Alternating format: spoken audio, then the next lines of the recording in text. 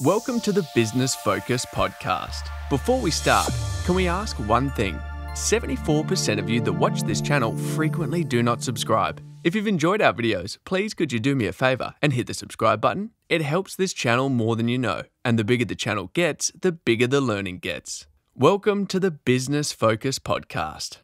Jonathan Herps is the host of the Business Focus podcast. He is a strategic advisor, coach, and mentor to entrepreneurial business owners, CEOs, and senior executives. In this podcast, he chats with entrepreneurs, founders, and CEOs of scaling companies.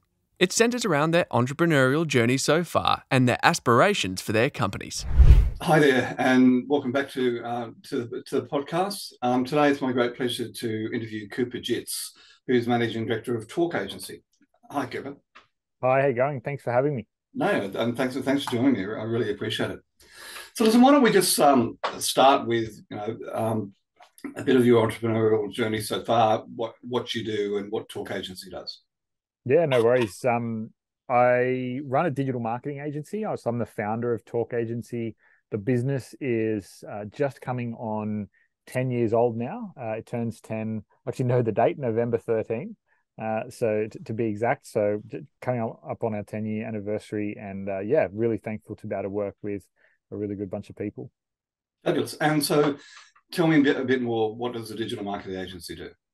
We're a full service digital agency, which these days is maybe a little bit of an archaic term, but essentially we partner with businesses to design and then ultimately execute digital marketing strategies. And that's a fairly broad brush term these days. I mean, we've got a few main services we offer, but most of our clients are working in sort of web design and development, PPC, so digital advertising, SEO, content marketing, and then a bit of a hot button topic at the moment, sort of marketing automation and sort of tracking and analytics. So they're really the main areas that we focus on. Okay. But we work with a really diverse range of clients, healthcare, hospitality, not-for-profit, outdoor, travel, hotels, leisure, lifestyle, the whole sort of gamut. So we've got a pretty broad cross-section there. And your perfect customer, is it a different size? Is it large, small?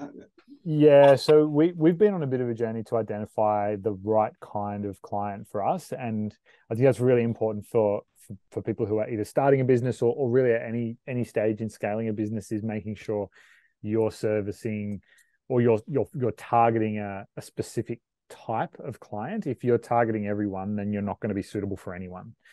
So essentially, we've got really two main buckets of clients that we are a really good fit for.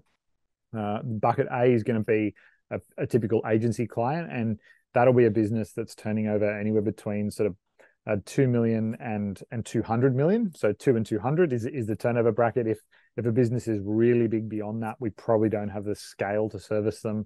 If they're really small, sort of under 2 or certainly under 1.5 mil, our systems and processes are probably just a little bit too big for their specific requirements.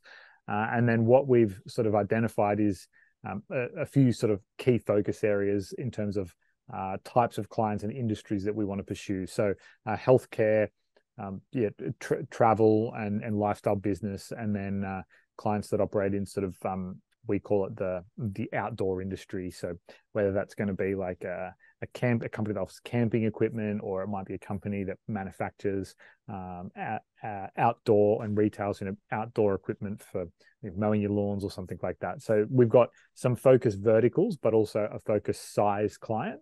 And then if over time we identify that a client is not the right fit in terms of being in that sort of framework, we'll refer them out to other parties or other partners that we have relationships with, or if there is enough demand there, start to design something that will suit. So we have built a service that is suitable for businesses sort of 100K to 2 million turnover, so smaller businesses, but it's more of a done with you model as opposed to a done for you model. So it's fundamentally different to what our agency offering is, and it actually took us quite a while.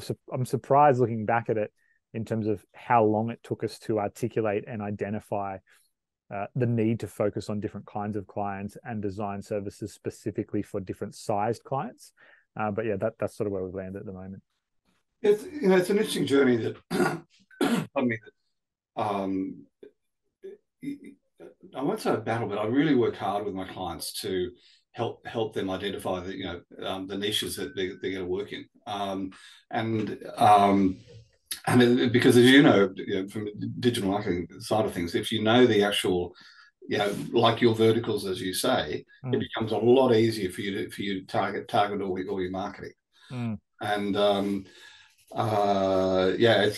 it's one of those journeys that clients, you're not the only one. They find it hard to, rather than having the shotgun approach, go to the rifle shot.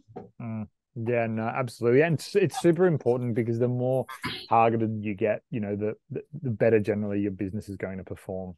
But the temptation as a business owner or an entrepreneur is to just focus on sales, and revenue cycle and all the rest of it. So you've got to get to a certain point in terms of scale, I believe, before you start to ask those more nuanced questions around the types of clients or the size of client that you're the best fit for. But as soon as you get to critical mass from a revenue perspective, that really needs to be the very next question that you're asking. It's interesting to say that. I'm going to disagree with you, sorry, because I think, particularly for startups, getting that product market fit, which includes, where you're selling it, is critical before you really start scaling. So it's an area that I'd recommend people spend a lot of time on early on. Yeah. So listen, it's interesting. I mentioned to you earlier your interview number 96 in this series, and on at interview 100, I'm going to swap out some of these questions, and this next one is one of the ones I'm going to swap out. But talking about the pandemic, we've all been through it, we've all got used to it now, but what actions did you take in your business when the pandemic hit, or over the course of the pandemic, that has stuck with the business going forward? Yeah, I think there's probably two themes that really came to front of mind throughout the operating environment that was COVID. It was a pretty unique operating environment. I don't know that we'll necessarily see something like that, again, anytime soon. And one is around, business operations. So we definitely were doing too many different things in too many different ways pre-COVID.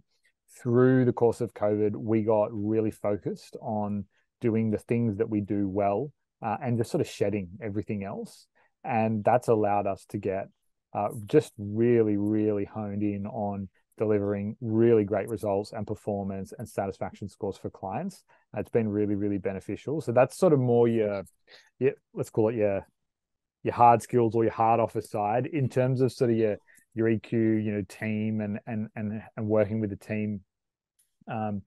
Just tried to be as an entrepreneur, as a leader, whatever you want to call it, just tried to be throughout the pandemic really, really clear and honest with the team, and that was really helpful as well. And I think we've really tried to bake that into our culture pretty holistically right through COVID, and we've really worked hard to keep that culture, that culture fit of the transparency and humility as well to that point. And I think that's really helped us to identify the right team members to bring on as we're growing, and also the team members that aren't the right fit in sort of recruitment and scaling and growing.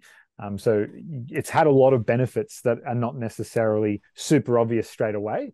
And they're probably the two big things that I'm really taking away and really trying to lock into day-to-day operations. Great. So tell me a bit about the future. What's it look like, and where do you see your key challenges going forward? Yeah, I think a lot of people, there's a lot of doom and gloom when it comes to, well, if you look at the business media, pretty much everything these days. But certainly if you sort of zoom in on our industry, so anything sort of digital related or digital marketing related, there's a lot of the challenges be around. There's a lot of competition. I mean, you hear various quotes, but there's somewhere between 8 and 12,000 digital agencies in the Australian, New Zealand marketplaces. 15x that when you go to the US, 8 or 9x it when you go to the UK. So there's a lot of competition. Competition breeds downwards pressure on pricing. So pricing is always a challenge in our industry. And so, you know, the challenge that comes out of competition and downwards pressure on pricing is really the value prop for your clients, and making sure that what you're offering is of genuine and significant value for whatever it is that you're trying to charge. And that's what I would probably say is the biggest challenge in our industry. But of course, with any good challenge, that also breeds probably the biggest opportunity. To the victor goes the spoils. I mean, to the agencies that can prove their value prop best to clients, they're going to be the most sustainable and ultimately successful in the years ahead. I'm sure everyone you talk to talks about AI. I don't see AI as something that's going to decimate all white collar industries. I see it as a really quite a necessary accelerant for productivity, particularly in the Australian market, where we're sort of lagging a little bit in productivity. And we've seen the leveraging of AI in our business work wonders in terms of just helping with some of the sort of menial or more day-to-day operational and administrative tasks in all of the roles that we have. And it's enabled us to really push pretty aggressively all of the team up into more strategic tasks, more strategic roles that ultimately add more value to the overall scope of what we're trying to deliver to a client. So I don't see AI, I see it as a positive accelerant, not a negative sort of, ticking time bomb. I see the bigger challenge and opportunity in sort of, overall positioning of your value proposition. Yeah, it's interesting. I'm glad you raised it, because that's the question I'm going to swap in place of the pandemic. In my business, because I'm a mixture of a thought leader and a coach, and I develop IP. And I'm using ChatGPT as just one of the tools. I'm using ChatGPT 10, 12 times a day for real strategic, both for strategy and execution. Yesterday I was fiddling around with a funnel for one of my marketing streams. I actually got it to write the email funnel for me. It's only going to get it 80% right, but as you say, the accelerant, the accelerator that it brings in. And I'm now using ChatGPT live with my clients, every single client call. I was with a leadership team last week, and we used it to help them define their OKRs for this quarter. It is fundamentally changing everything I do, but in a very positive way. Yeah, absolutely. And I think it's those that are scared by it are just maybe naive to it. And we've got in our team, we've got a lot of roles that are widely publicized in the press to be very disrupted by AI. Copywriters, designers, art directors, SEO analysts, PPC analysts, developers. But yeah, again, it's pretty difficult to get it to do what a human mind can do. And everything in what we do, there's this misconception. People think that digital is fast and automated and therefore should be free. It's actually really manual and really labor intensive. It's the direct opposite. We talk with a lot of businesses about that reality. And in all of that manual work, ultimately, we want to use AI as an accelerant for some of the baseline manual work, but at a certain point, it sort of spirals up into, or sort of ladders, I should say, up into strategic thinking. And that is got to come from a human brain. Like you can't automate that. It's not possible. No, you can't. But you can, as you say, it can be an accelerator for your thinking.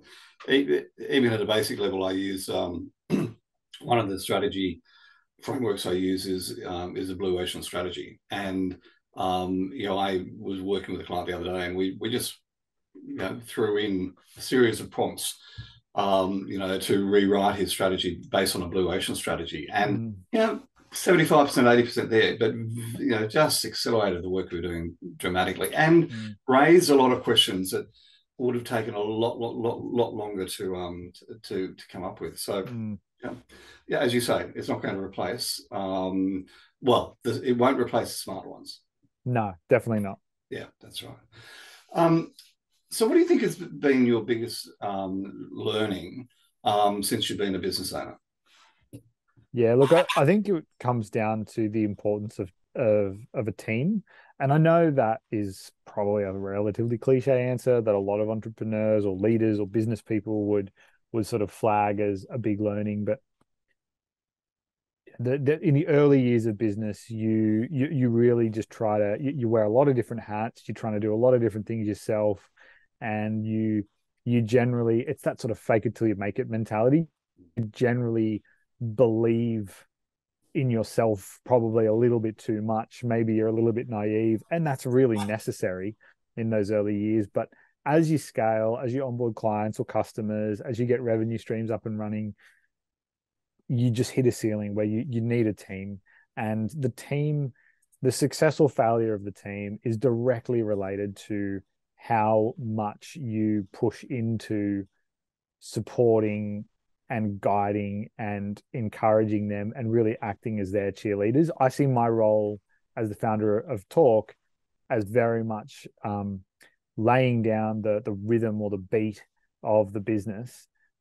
So there's a foundation or a framework that allows the experts that work in the business to do their best work. I am not an SEO analyst. I'm not a designer. I'm not a developer. I can't do any of those things, yet they are the core of what we offer. Yep. So if I don't, if the business doesn't have a white hot team that is the best at what they do, then we don't have a competitive edge. We don't have an offer. We don't have a product. Our culture and our people are our product and are our USP. And I've heard a lot of sort of operators that run really large businesses in some stuff I've been listening to and reading. You hear a lot of them talk about culture being really important, and I really agree with that. Culture and people in general are pretty intertwined. They're really the only true USP remaining for 90% of businesses, at least. It's very few businesses that have truly, truly unique product, one of a one product. There's only one Amazon, there's only one Netflix, or there's a lot of streamers now, but only one Facebook.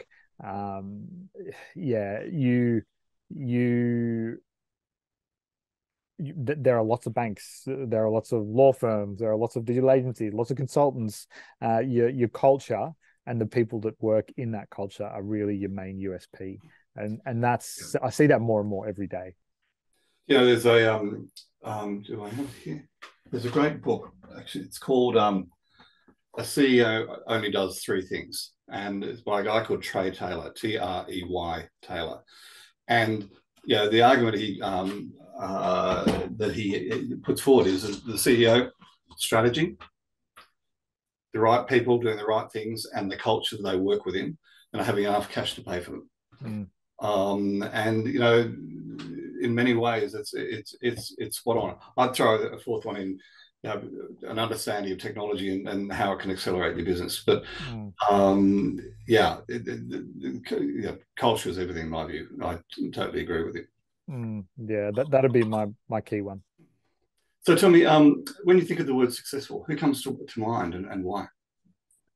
Look, there's a lot of different there's a lot of different people that come to mind. If I'm honest with you, it's pretty tough to pick one. But I think success for me really comes down to, and I think this is the best way to think about it. It really comes down to being content with what you're doing and how you're contributing to the world. So again, probably a cliche answer, but for me it'd be my dad. He's really had a fairly successful career in engineering, and but yet now is really content just doing what he's doing as an engineer, working as an engineer. And that's not he's done sort of really big global deals in jobs gone by, but now is working a bit closer to home. But you can sort of see in some of the sort of touch points I've had with him over the years, I can see the different seasons that his career has been through, and I can see the learnings that he's pulled out of each season and how he's pulled it into the next season or the next chapter of his career. And he's sort of heading up towards retirement now, so sort of looking at sort of the last sort of 5-10 years of his career, and is, but for all intents and purposes, pretty satisfied with what he's done. And I think if you were to put him up in a business journal or the business press or whatever, he would not be winning awards. He's not front page news, but I think that is someone who's content, and has, can reflect on their own career or their own contribution to society and say, I feel like I've done well there. I'm content. I think that is success. In years gone by, I've measured success in more cliche ways, but the older I get and the more I'm a husband and a business owner and a dad and all the different things, your priorities change and your definition of success definitely changes. Yeah, no, I totally agree. No. And those roles, the roles change you. I'm blessed that my wife and I we adopted two little kitties about 9 years ago. They're both 9, and I'm a 63-year-old father of 2 9-year-olds, and it's changed my perspective on life totally in such a positive way. It probably means I'll never retire either, because I'll have to keep paying for the school. Yeah, keep those dollars flowing. Are you a reader? Any books or podcasts, autobiographies you'd recommend? Yeah, look, reading, I do enjoy reading when I have the time. Again, as a husband, father, business owner, time is hard to come by. So I think reading is sort of a holiday hobby for me. I read almost exclusively like business biographies or biographies in general. And I've read a couple of really good ones. Most of the material out there on the rise and fall of Fairfax Media has been really eye-opening to me over the years, because they've really documented, it's sort of like a cautionary tale of what not to do when you look at disruptive technology, which is very, very relevant to every business these days. But on a more sort of day-to-day level, I'm trying to avoid consuming too much media. Because it can sort of cloud your judgment or can get a little confusing. But the go-tos that I use to sort of fill up my knowledge tank would be for sort of more cutting edge sort of cultural work, Masters of Scale, so by Reid Hoffman, the guy that created LinkedIn and PayPal. He's pretty switched on and interviews a lot of top business operators, particularly in the US, and very sort of startup focused. So that's of some interest. So that's definitely a go-to there. And then I don't take in a lot of other sort of learning style podcasts or books. It's more around, I really enjoy, it's a bit of a hobby, keeping my finger on the pulse of sort of the business press, what's actually happening in ideally orgs that are a fair bit larger than ours, because you generally find, the business world is pretty small, 6 degrees of separation. You can draw a dotted line between your business and someone you work with and someone they work with, and then whoever you're reading about in the press. And that general business knowledge is really helpful, because I then use that to, when I'm talking with clients and team members, to talk their language. So if you're talking to a client who's a business person, they don't understand necessarily the details of digital marketing, but they definitely understand business. So it's a really good sort of translation exercise.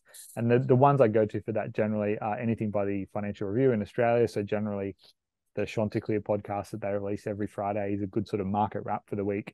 And then overseas, Odd Lots by Bloomberg, which is more US focused, gives a good read on like the US economy and what's going on over there as well. Okay, thank you. Last question. Any last piece of party advice or pieces of advice or parting words to entrepreneurs or aspiring entrepreneurs out?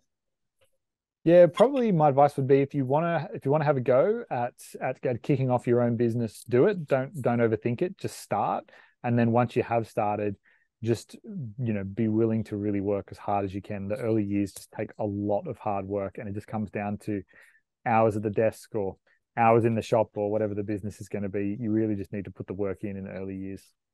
Yeah, and I think following on from that, yes, put the work in, but one of the things, and it's something I coach, is there's not much new out there, and you've already made that point. Go and look what other people have done. Yeah, I call it R&D, rip off and duplicate. But it's a good way to look at it. Yeah, exactly right, because someone's already done it somewhere, and when it comes to building the cultures, etc. There's some great terms examples out there. So yeah, for sure. Cooper, thank you so much. No worries. Thank you so much for having me, Jonathan. No, I really enjoyed the conversation. Cheers. If you are hearing this message, you've listened to the entire episode, and for that, we want to thank you from the bottom of our hearts. We hope you enjoyed this new episode, and if you did, please leave us a review on YouTube, Apple Podcasts, and Spotify, or wherever you watch/listen. Please share this episode with others who may be interested in this topic. If you want to be a guest on the podcast, please send an email to admin@scaleupgrowth.co. Put "Be a guest" in the subject line and tell me a little about yourself. If you want to gauge where your business growth potential is and identify where the biggest opportunities in your business lie, or where the key needs that you need to concentrate on right now are, take our assessment where you will receive personalized advice for improvement. It's quick and free. Go to scaleupgrowth.scoreapp.com. If you would like to work with me one-to-one, I love coaching and get the best outcomes that way. Send me an email to jonathan@scaleupgrowth.co and put one-to-one in the heading. Tell me a bit about your business and let's see how we can apply a great strategy for your business. So that's it for this week. Tune in next time for more great learnings from a scaling entrepreneur.